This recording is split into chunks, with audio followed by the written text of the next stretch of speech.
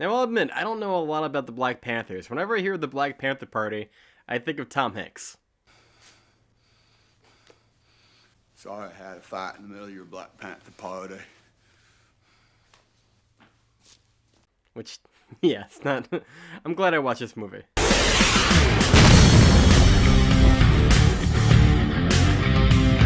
Judas and the Black Messiah is the newest movie coming to HBO Max this Friday, also in theaters, and it premiered at the 2021 Sundance Film Festival.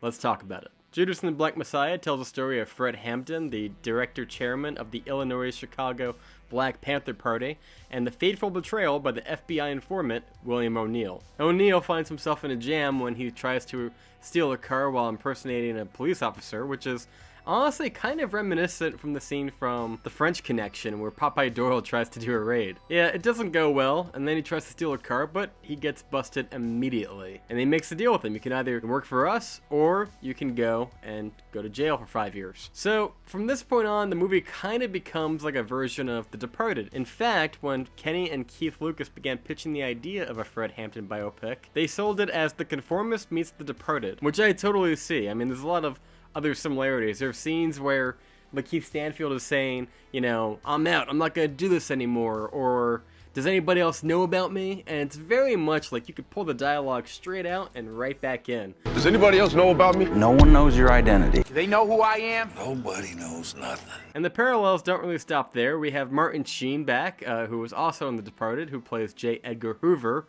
J. Edgar Hoover was played by Leonardo DiCaprio from The Departed in his own biopic.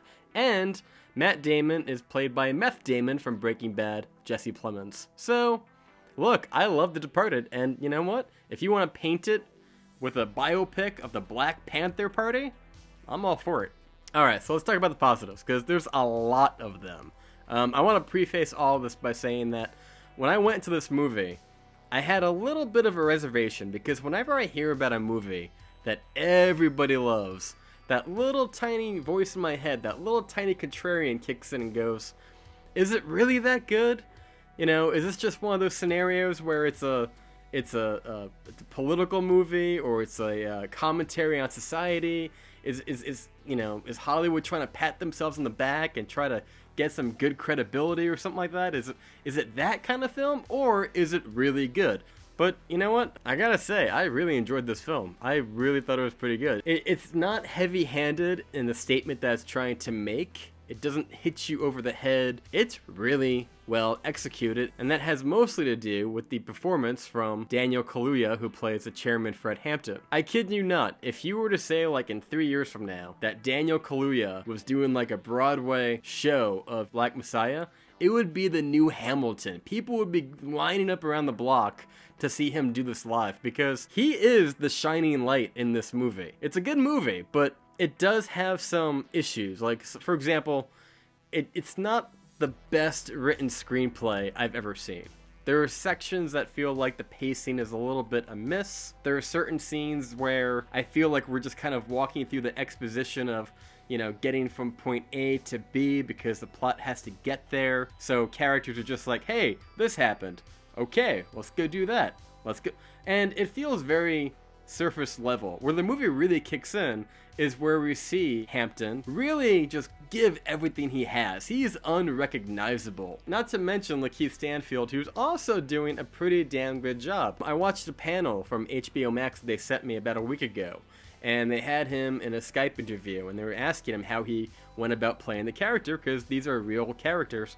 And he said he didn't want to make him the villain, he didn't want to make him the hero, and he walks the line very well. It's a tightrope that he walks, because there are times in this film where you're like, I hate this guy. I can't stand this guy. I want to jump into the movie and punch him myself. And then there's other times where you're like, well, you know what? If I was in that scenario, I might do the same thing, because his back is against the wall, and you can feel the tension. They don't make him out to be, you know, a good guy who's stuck in a bad position. He has a choice. He could go to jail. He could walk away. He could run. He could go and warn everybody. He chooses not to, because he is a very flawed character. And despite Daniel Kaluuya getting all the credit from the critics and what have you, I feel like Lakeith Stanfield is going to be overlooked because, you know, his performance is kind of outshined. If you guys love this movie, and I think a lot of people are right now, don't go watch Get Out again. I would recommend Sorry to Bother You for Lakeith Stanfield, and I would recommend Queen and Slim for Daniel Kaluuya, a highly underrated movie that came out, I think it was last year or the year before. Both great films. I'll leave a photo right here, leave a link down here. Go check those out. It really shows the transition between Get Out and this movie as to how those actors ascended on the level of their, you know, future Hollywood stardom. These actors, especially Kaluuya, I can see being a permanent staple leading man. You know, I feel like, you know, Kaluuya has the chops. He could be the next Denzel. I mean, he's charming. He's a chameleon. I didn't recognize him in this. It looks like he gained a little bit of weight. He looks a little more thick. And when he's on stage doing his thing, like his poetry and his, you know, his rallies and all that stuff, it is the best part of this movie. Where the movie suffers, unfortunately, is, you know, there's a little bit of dead air along the way. I feel like they needed a little bit more polish. They needed something that just, I don't know, something to anchor the movie in the screenplay. I can't take any credit away from the direction. I don't know Shaka King's movies. I did look them up. I haven't seen any of them. He's done some TV. But I was shocked to find out this movie was only made for, I think, about $26 million. That is absurd. If you watch this movie, it is a gorgeous looking movie. You know, sometimes you do a period piece and you kind of get pulled out of it because it feels a little cheap. This made me feel like I was actually in a 1969 movie, and I thought that was fantastic. The direction from Shaka King was surprisingly as good as I could have wanted it to be. Again, it gets flying colors across the board. I just wish they could have tied it together a little bit more neatly.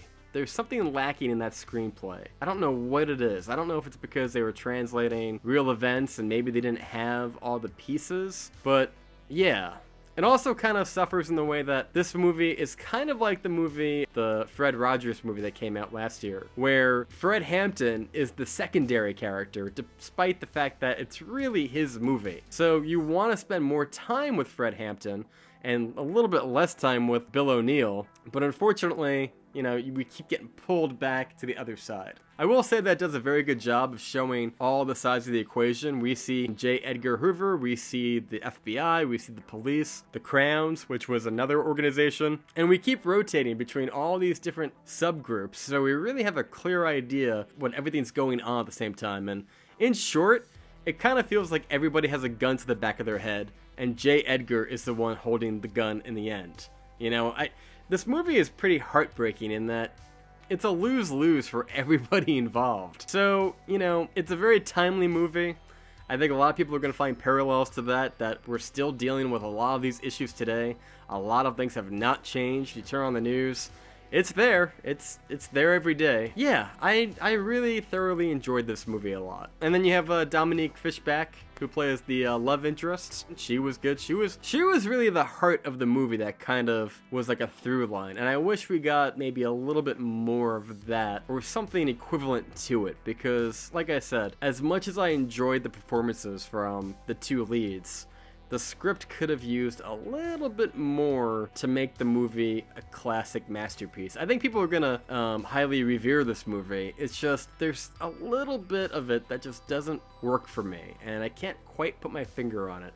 So it's with that all said, fantastic film. Go check it out. Comes out in theaters this Friday on HBO Max for 31 days, and also in theaters where available. And yeah, I am going to give Judas and the Black Messiah an A. Anyway, guys, what did you think of Judas and the Black Messiah? Be sure to comment down below. We need you down in the comments. Are you going to go check it out? Have you seen any of these other movies like Sorry to Bother You or Queen and Slim? Comment down below. And until next time, I've been John. This has been Burns Reviews. Thank you so much for watching. We will see you next time.